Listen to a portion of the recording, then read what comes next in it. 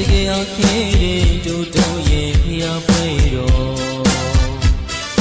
ဒီညိုတရားရွှေကြည်မလို့နဲ့ကုသိုလ်ရေးမှုပြော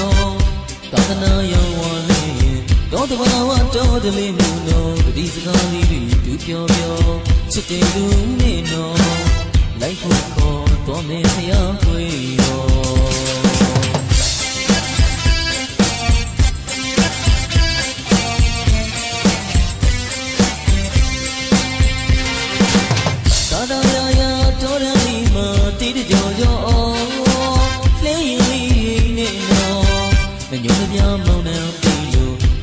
ကလေးပြည်စံသွားနဲ့မြင်ပြန်လာမြူကြွားသွားအတူများနဲ့ပြင်းတဲ့မှာပြော